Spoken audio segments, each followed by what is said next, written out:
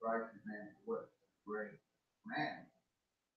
Thou shalt love the Lord thy God with all thy heart, with all thy soul, with all thy mind. This is the first and great commandment. When you go to Mark 12:30,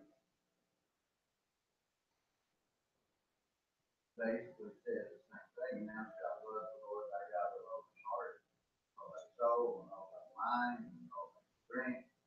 First commandment.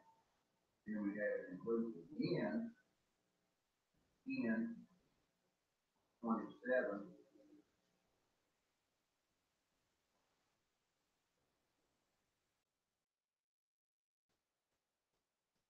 For 26, he said, he asked the question, what is written in the law? How to read it?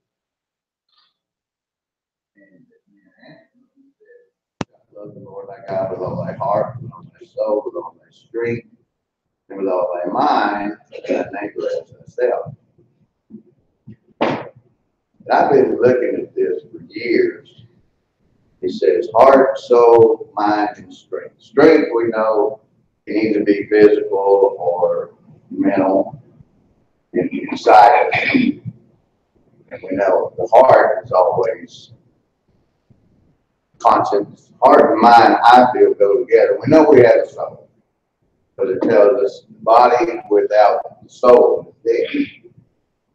What I wanted to look at this morning was mostly the mind and the heart.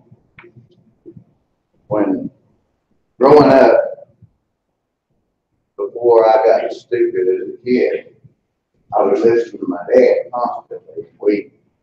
The only places I ever knew of was home and the church. And Dad would greet people. And I thought, that's a normal greeting. This is what you say.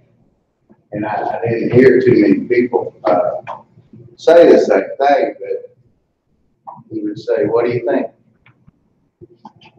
To me, that was normal. And then when he passed away in 2000, I started thinking about this more. You know, that's kind of important, especially when you go back to the Bible as to what do you think. I've got quite a few. If you go through your Strong's, well, I got 2 or 3 Strong recordings, and you look up think as a thought, all of those. There's a lot of verses that go with it, and we don't do anything really without thinking. A lot of times we react, but we have to think too. When you walk, you think, well, I need to be careful off this curve or whatever. But in Luke 12 and 17,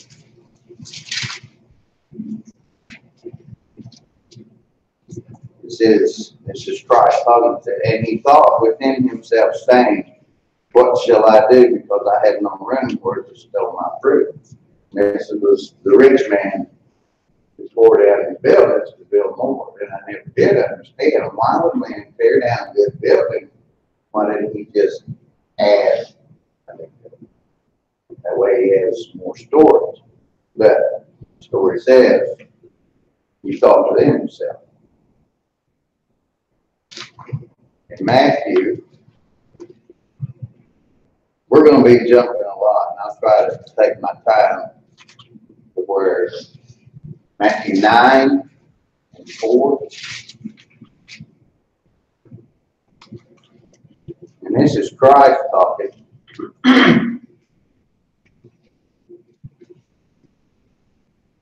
And Jesus, knowing their thoughts, talking to those who had said he's blaspheming, wherefore think ye evil in your hearts? So the heart and thinking is going together. And I remember Billy was talking one time to the conscience, what we feel inside. And then in 18 and 12 of Matthew, it talks about the same thing. The words.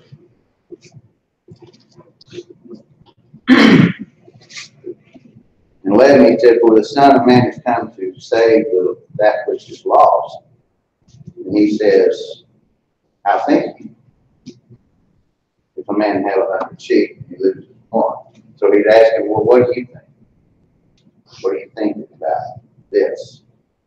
And then in 21 and 28 of Matthew, he says, again, the same words.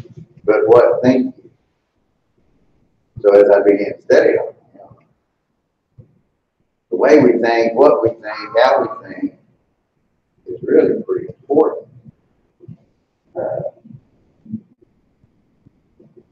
In Psalms 51 and 10, David says, created me a clean heart, O God. Heart, mind, thoughts. And in Acts 8,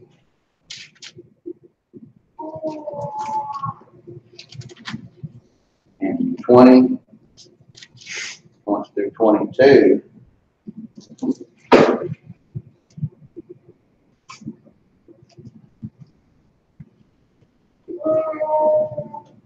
this is after Simon wanted to purchase the gift, laying on the hand. Peter said unto him, thy money perish with thee, because thou hast thought that the gift of God may be purchased with money.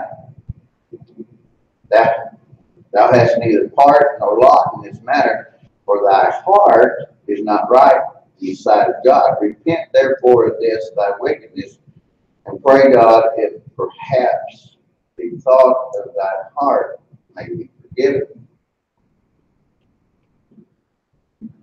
The word. Really, we're going to be held responsible for our thoughts also. And the reason I want to do this lesson not from up there, but here is where I can get some feedback, and we'll try to get to that in a minute where we talk about thoughts, because it's opinions. Everybody has one. We all think different.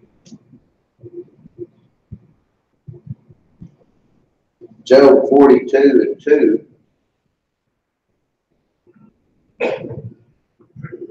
I know that thou canst do everything, and that no thought can be withholden from thee. Talking to God. Now I get about that. There's been some trash go through my head that should never have been there. Of course, if we can get it to run through and get out before it stays long enough to mess us up, that's a pretty good deal.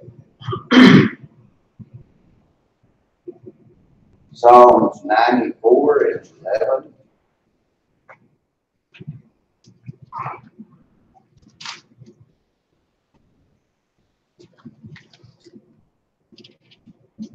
The Lord knoweth the thoughts of man, that they are vain. Now, sometimes it really bothers me that the Lord knows my thoughts. Hebrews 4.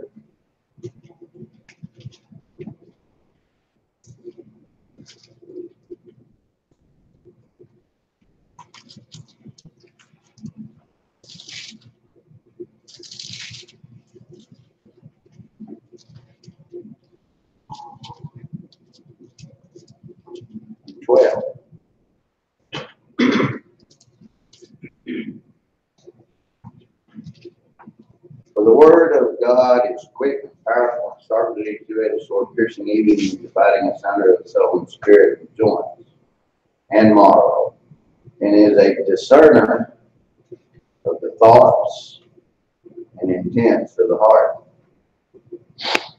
Ezekiel 38.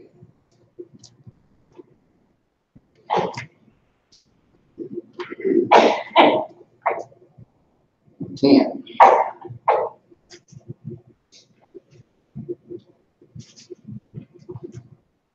Thus saith the Lord God, it shall also come to pass that at the same time shall things come into thy mind, and thou shalt think the evil thought.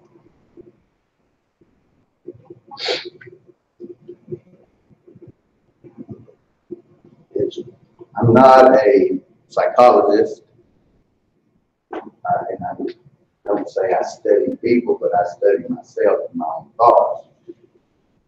And, you got to come in control of them somehow, get them right with what I read that God has in His Word.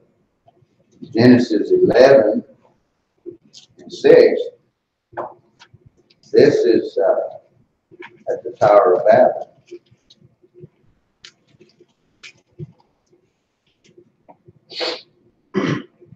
And the Lord said, behold, the people is one, and they have all one language, and this they began to do. Now nothing will be restrained from them, which they have imagined to do, if they thought up. You can read in Romans 1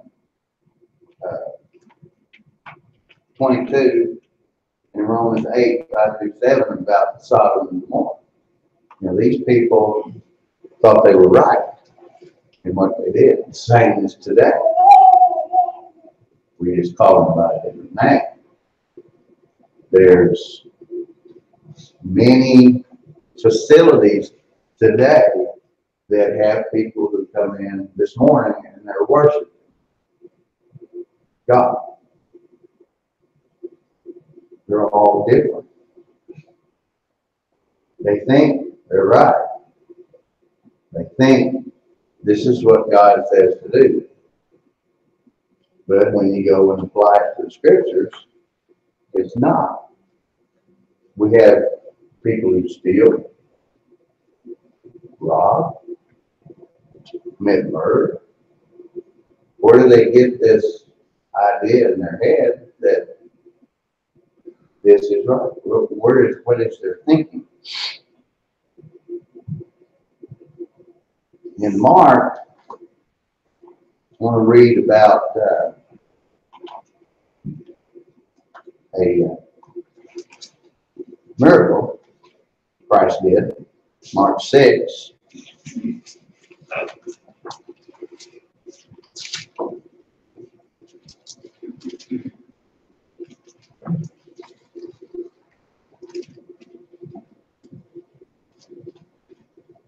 Because this is where He fed the people. 36, 6 and 36 through 43. Send them away that they may go into the country round about the villages, but buy themselves bread, for they have nothing to eat. He answered and said unto them, give ye them to eat. And they said unto him, he should go and buy 200 penny worth of bread and give them to eat. They said unto him, how many loaves have you? Go and see. And when they knew, they said, 5 loaves, 2 fishes. And they commanded him to sit down by the companies upon the grass, and they sat down in ranks by hundreds and by 50s. And when they had taken the 5 loaves and 2 fishes, he looked up to heaven and blessed and brake them and gave them to the disciples, set them before them, and the 2 fishes divided he among them all. And they did all eat and were filled, and they took up 12 baskets full of fragments and of fishes. And then go into Mark 8, he does it again, 5 through 9.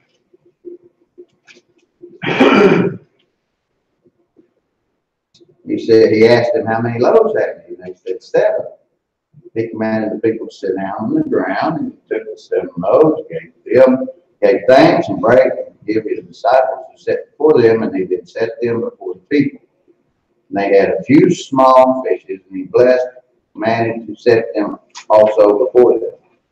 So they did eat and were filled, and they took up of the broken meat that was left 7 bags. So we've got 5,000, says men in Mark 6, 5 loaves, 2 fishes, and 12 bags. And in Mark 8, 4,000, 7 out of 7 loaves, and a few small fish, and they had 7 baskets. What lesson can you get from it?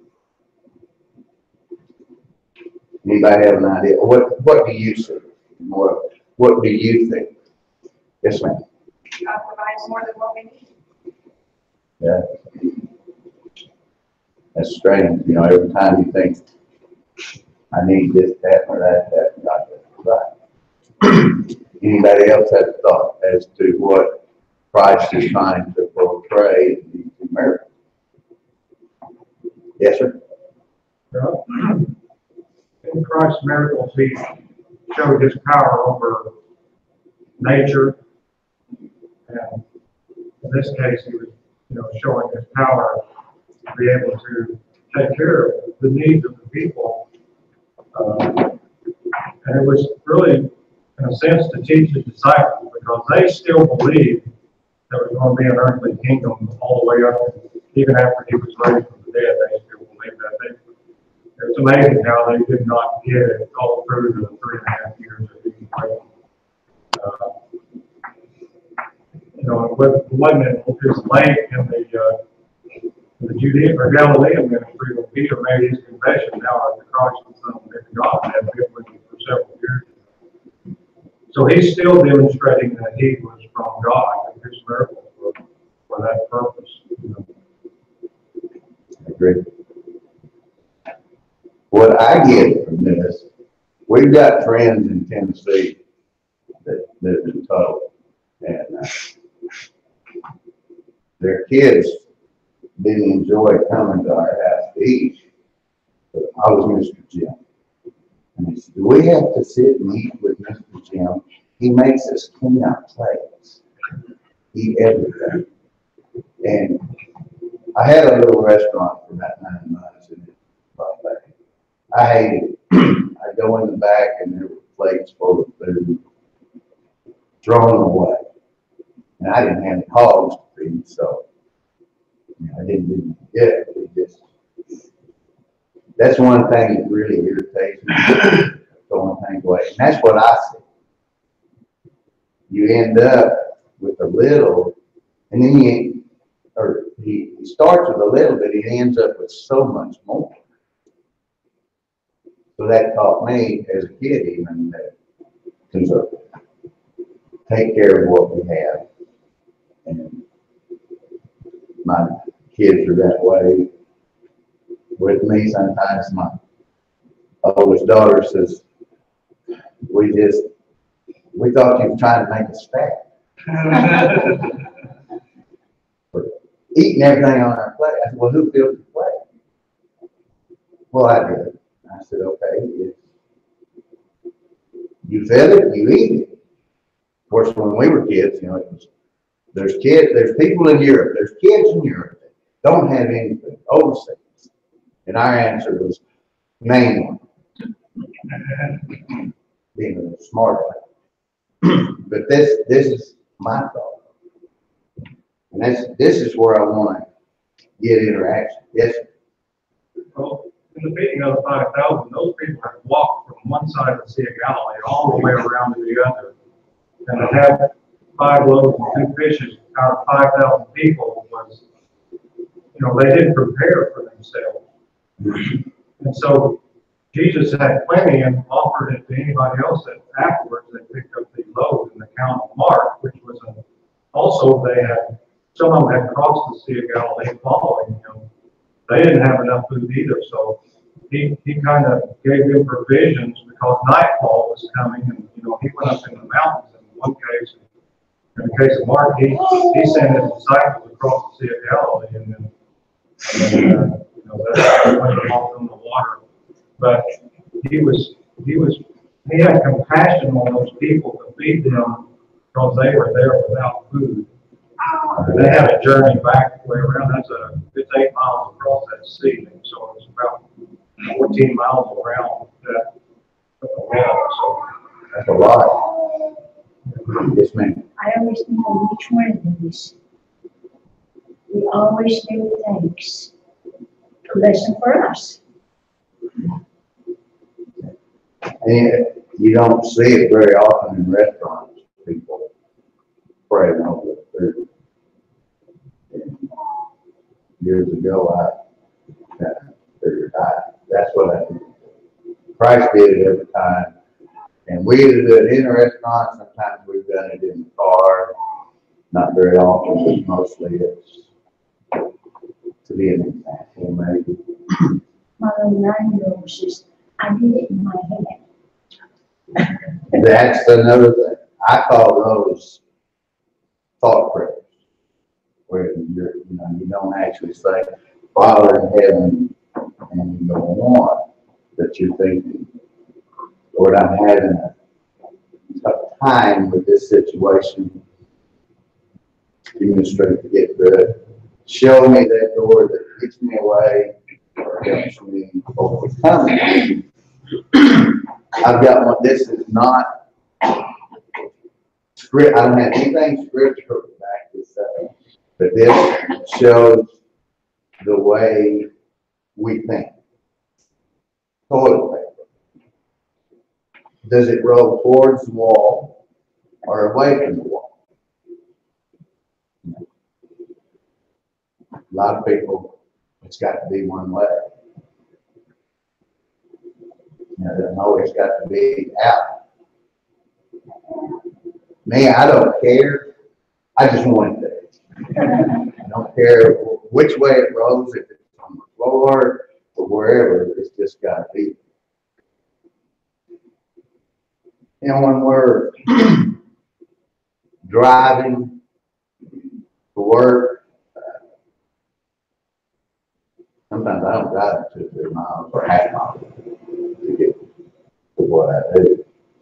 What's our thinking? What's our attitude?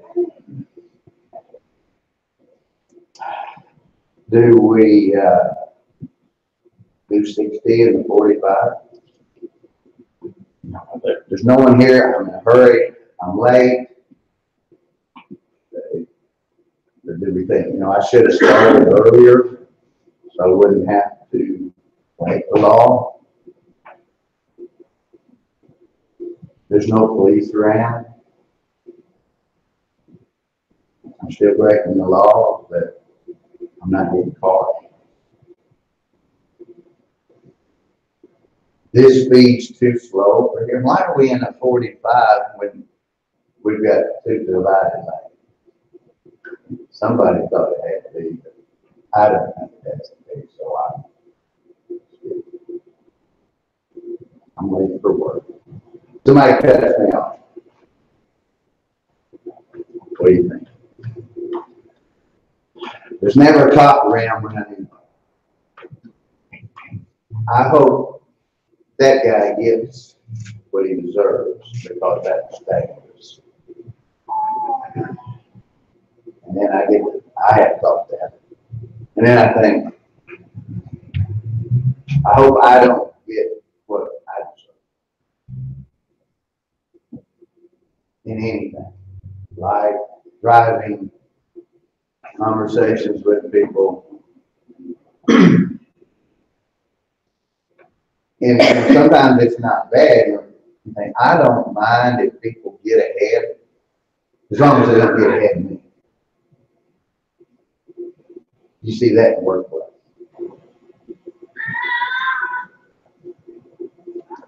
But it's we think that when you visit people, their homes, I go into a lot of guys' personal shops, and what do you think? What those basically? I had a rent house here, so I got it where I could sell it this year, and we went in, and I was taping off to paint the walls on the baseboard, and the tape wouldn't even stick because it 7 or 8 years and just, well, I don't know what was wrong. I had to go through the house all the time. How do we look at other people? You think, well, you're invited, yes. See, our thoughts take us to what we are. But when I go into other guys' shops, I say, well, be careful, because through here we just got a path. Now, yours is so much cleaner than mine. Or they said, my home is a mess. Well, don't come to ours because ours is even more. The way we think. What do we think about welfare? That gets, and I didn't mean our home's a mess. I'm just saying. I see the look on her face. But I was already instructed before we left the house, do not tell any news story. I said, I'll try my best. Our taxes.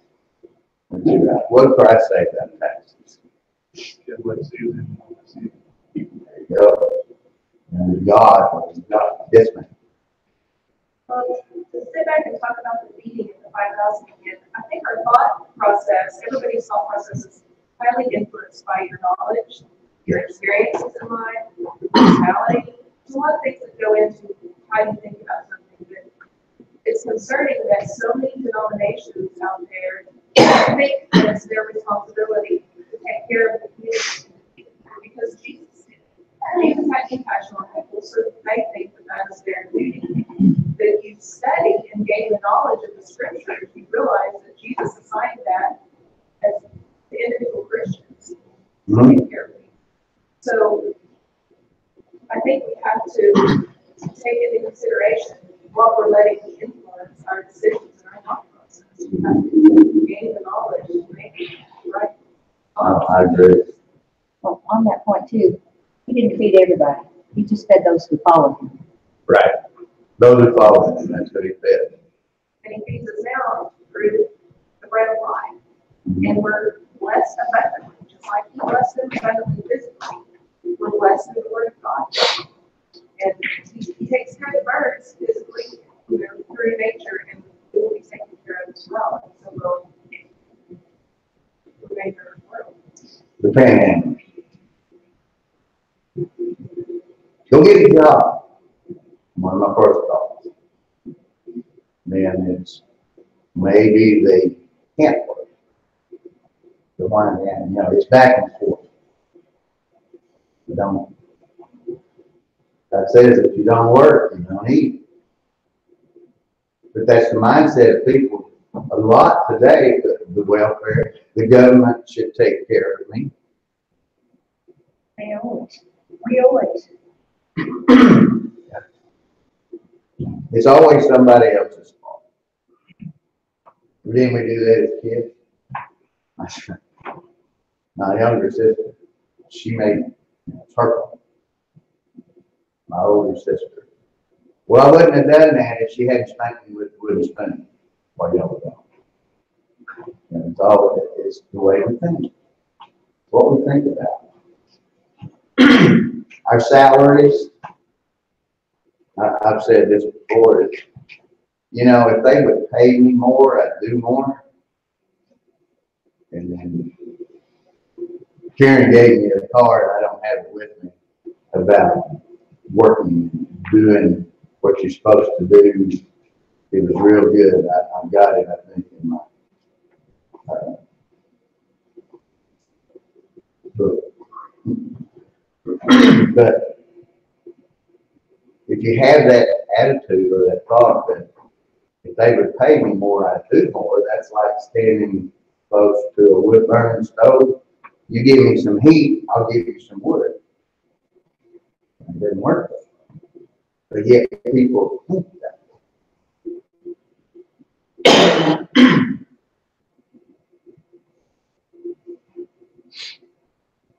I got to thinking last night and this morning,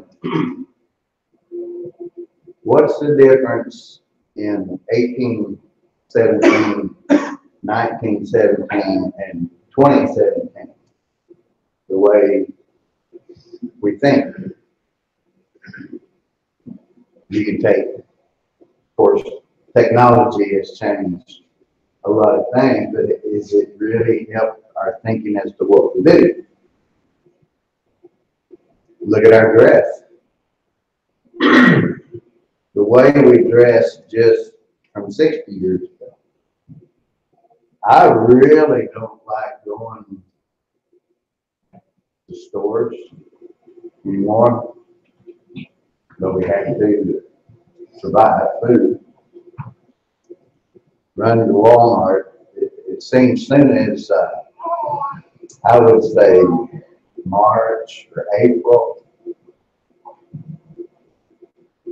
people think, how little can I wear? And through this winter, it's more, what can I wear that's comfortable?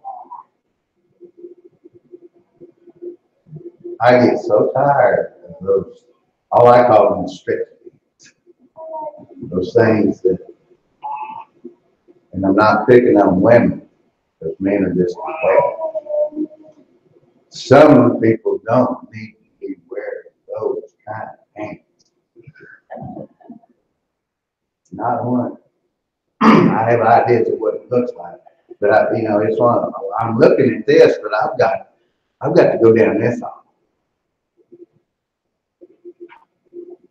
I have even seen on a Wednesday evening, not here,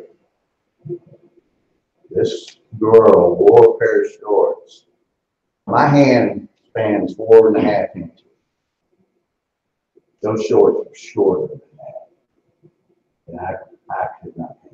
Yes, sir. We spent 2 summers in Foley, Alabama, which is 6 miles from the Gulf of Mexico, which, is the beach area. Every month, once a month, a preacher preached on monster peril because it influences how you think. And they weren't even going there. And there's a story about Brother Jesse Jenkins. We moved to Denton, Texas, and I knew he loved the water. And we moved into an apartment building, and I said, after we moved, I said, "You want to come and swim in the swimming pool?" Because I knew he loved the water. And he said, "Is there going to be women there in their bikinis?" And I said, "Well, I don't know. We don't have to look at them." He said, "I won't go." And he was 50 years old. He didn't want to put himself in that situation. Mm-hmm. We went to North Carolina and rode into the service. We want to go though. Salt water, no. I didn't like that. But, we got shirts. Our shorts were needed or more Katie and all. And maybe this wasn't such a good idea. But people don't think that's bad. Now you go back 60, 80 years, I'll go 100 years.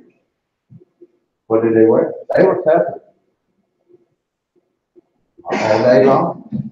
Go back to the days of the Bible. They tunics from here to the thigh. Now does that mean top of the knee, but it was from the shoulder. So where did our thinking go wrong? Or is that our knowledge of not getting back to what God said? That's going to be the problem with this nation when God turns it back. There's a whole list of things. I haven't even got my list made up yet of why God would turn and say, no more. I hope there's enough remnant that care how God wants us to be to keep our nation going until we can get the kingdom back. I was worried I wasn't going to have enough to get through this class because this is a long class. It's 45 minutes. Whereas your lessons are 30. But in Ephesians 6 and 12, it says we wrestle. I'm going to try to go through this pretty quick.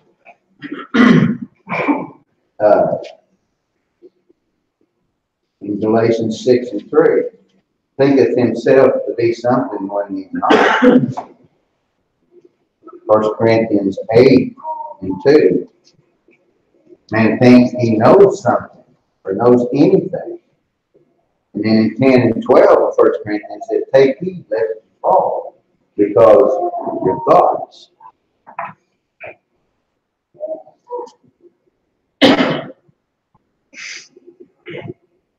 Proverbs 24 and 9.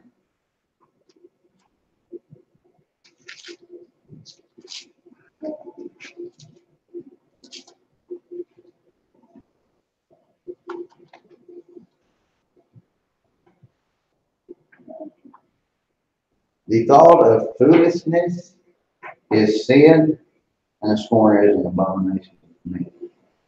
Foolish thought, things we shouldn't think, things that we should get out of our head as quick as possible. You know, this is a tough thing because you're talking thoughts in your head. Do you ever argue with yourself? You know, if we're made in the image of God, we've got heart, soul, mind. We're sitting here fighting ourselves, trying to do what's right while we have something coming at us in our head. I remember my mom, she would tell me, you know, people can't walk on you unless you lay down. And I said, well, if it's a physical thing, I think I can fight my way through it. I said, but these are inside your head. I had heard a story about an Indian chief, Christianity coming through. They said it's not a story. And he was talking with a minister, and he says, I have these two dogs. They're in my head.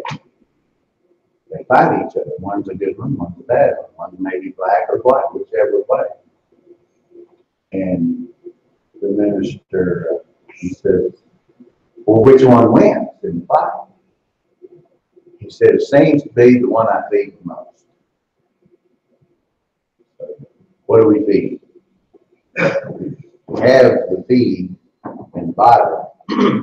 We just have to use it. And what I came up with is how to work on getting our thoughts to work for the good. Of course, in 2 Timothy 2 and 15, we study to show ourselves approved. In Romans 12 and 2, it talks about the brainwashing, really, what we're looking at, which sometimes I think I could use a good washing.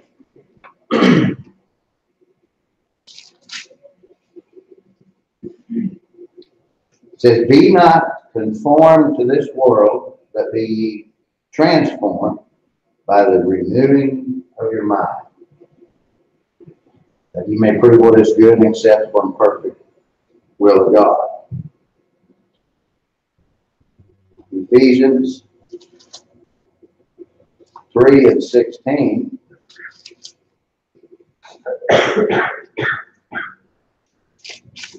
That he would grant you, according to the riches of his glory, to be strengthened with might by his Spirit in the inner man, inside us.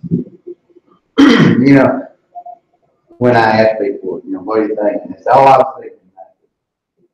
Have you ever been a time when you thought nothing? I don't believe so. Because there's always something going on. Our minds always, our brain works.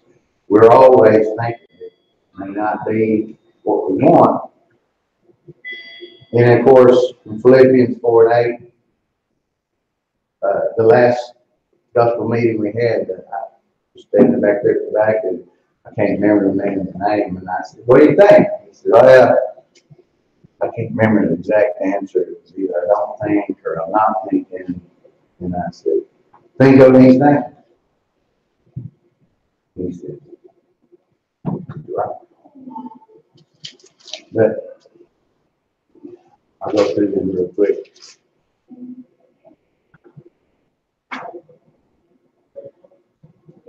True, things that are true, honest, just pure. Yeah, I think that's why the earth will be destroyed by fire. Because fire purifies gold, and silver, and things. Lovely, a good report. If there's any virtue, any praise, think on these things. Thank you.